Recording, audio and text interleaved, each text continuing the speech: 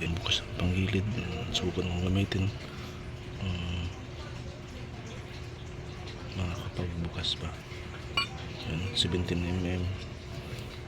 Meron din akong wire wrench. So 24mm. Panong flat screw, Phillips screw. So ito, dalawang T-wrench. So 10mm tsaka 9mm. Muna natin gamitin yung T-wrench. Ito muna tayong umpisa sa 10mm.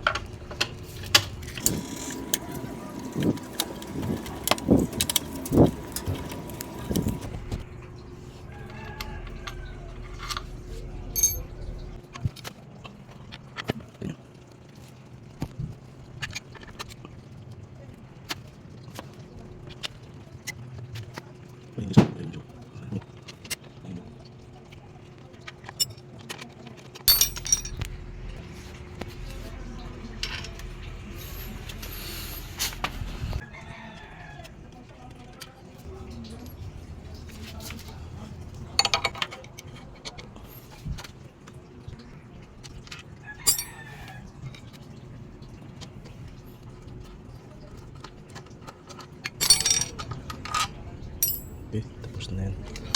Silakan dito na. Pag hindi matanggal yung crankcase dito, nilang sungkitin.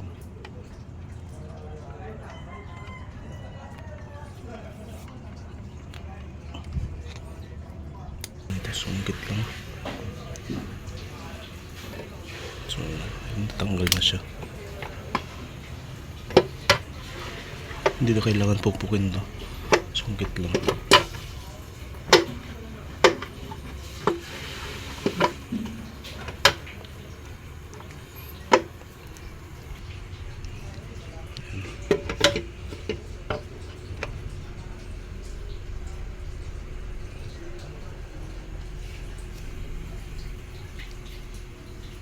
Linisan natin ito dito. So next natin step, tanggalin natin to. Dapat yung butas nakapwesto taas sa baba, ganyan. Taas na wire sa ganyan para madali lang siyang pwestuhan ng wire wrench, white tools.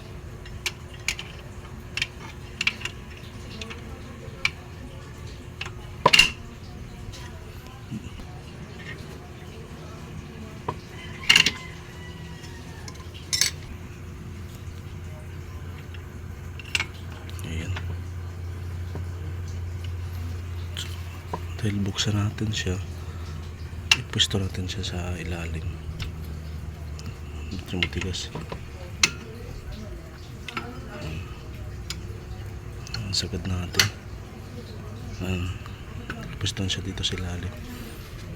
Subukan natin itong ating biniling 17mm. Gaano baka ganda. Hindi nga lang siya ma-person ng maayos dahil maikli lang. So atake natin ito pa kanan.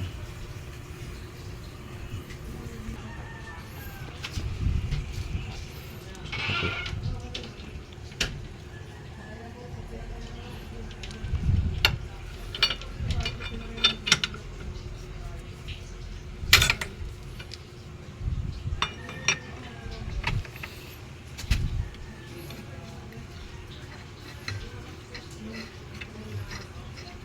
Salamat sa Diyos. Buksan din.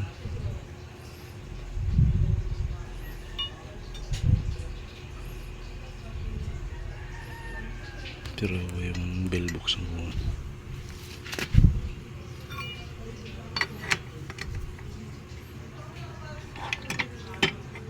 Buksan ko muna ito.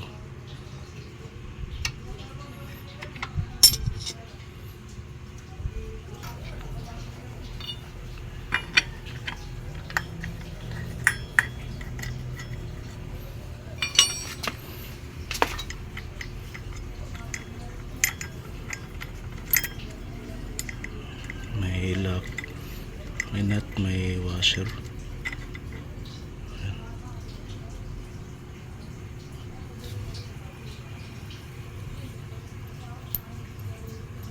So ganyan ang kanyang posisyon. Tanggalin natin tong pulley.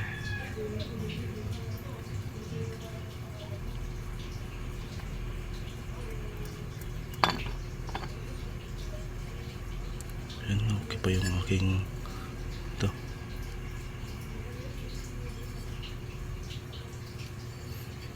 Balik rin natin. Ito, tanggalin ko na yung belt. Ayan. So may washer dito. Pakaliit lang.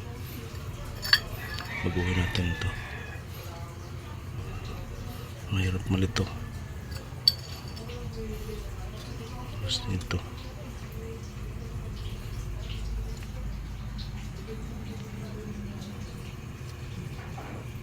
Nipis ng washer. Ito naman. Ang pagtanggal, hawak nito, hawakan sa likod para hindi matanggal yung ano.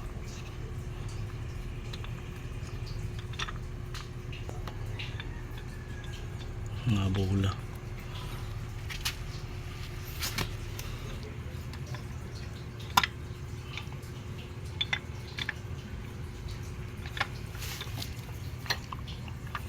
Naglaglaga na.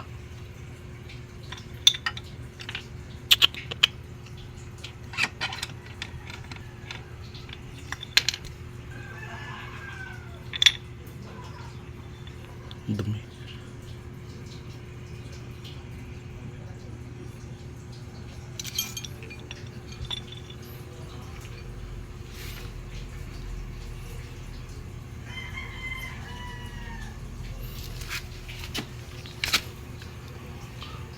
Dumi ng aking pulley set.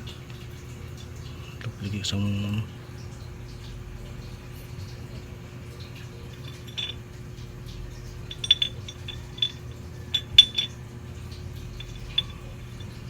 Ito makakatama ka ito.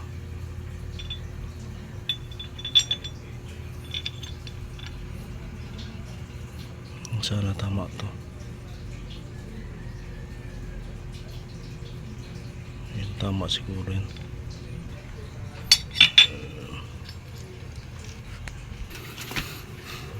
May washer pala. Ayan, sa likod nito.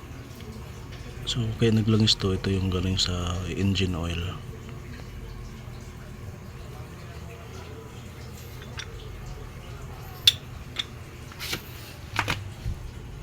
So pagpatong nito ganyan pala siya. Ayun, ganun pala yan.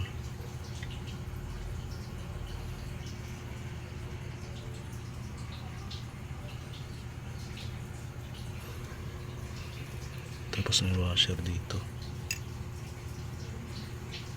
Ayan.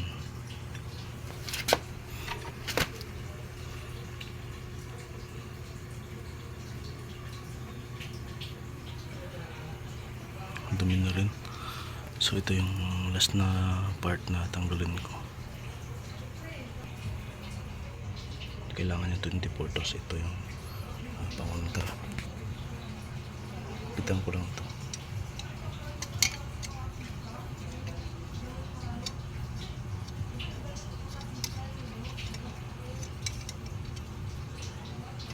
Hindi ko malas.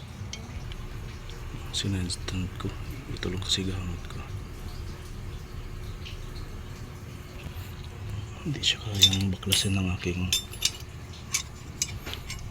25mm wrench. Tapos pa white tools. Kailangan talaga socket or impact wrench. Sinilip ko siya sa loob. Maraming grasa kaya pala maingay. Kailangan ko linisan to. So ngayon malinisan ko muna tela.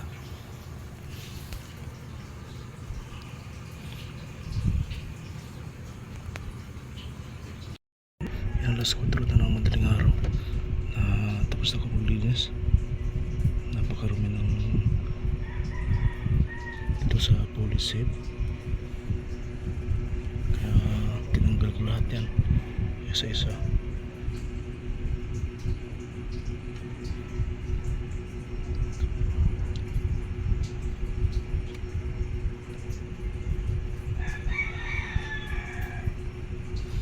Ang hindi ko lang matanggal ito, kailangan ko talaga bumili ng 24mm na socket.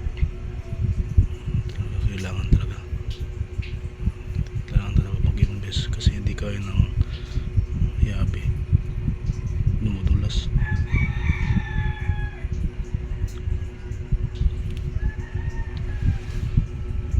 So malinis na rin, napakarami din, puno na mga langis-langis dito lang. Hindi, ito naman punasan ko ito ng malinis na tela para matanggal yung grasa. May grasa yun dito eh, may grasa yun dyan, kaya kailangan talagang saidin.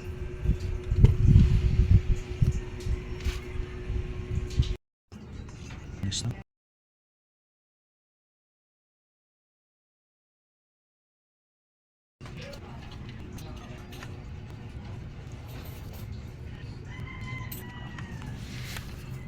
Malinis na yung flyball.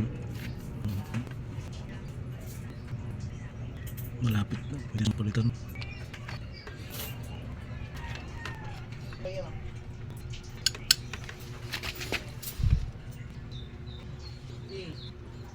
Kahit pa paano nabawasan na yung dumi.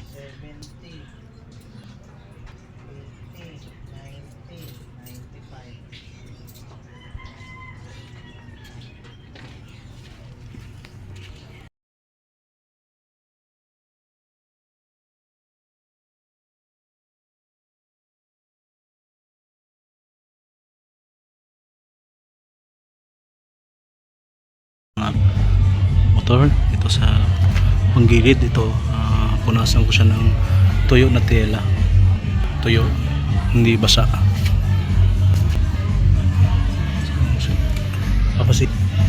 Pasilip ko lang sa inyo yung grasa, no? Yan, no? Maraming grasa.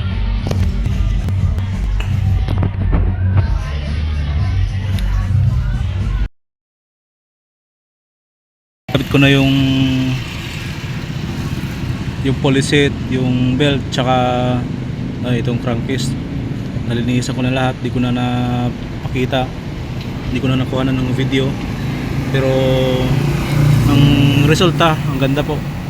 Nawala na yung tunog, yung ik-ik sound, no? Yung mga raginit, parang ganung tunog, nawala na rin dahil sa ginawa kong paglilinis. Yung bagong belt hindi ko nagamit, ang ginamit ko yung luma. Silinisan ko yun dahil may grasa. Ang resulta ng lagitik na tunog yung sa torque drive. Dahil sa torque drive may mga grasa, kaya ginawa ko, nilinisan ko siya. Ang ginamit kong panglinis yung sinulid na pantay ng sako ng bigas. Nakuha ko lahat ng mga grasa doon. Ang kulang na lang doon, hindi ko grasahan na lang yung torque drive. So yan, salamat po sa inyong panonood. Sana nakatulong ang video nito.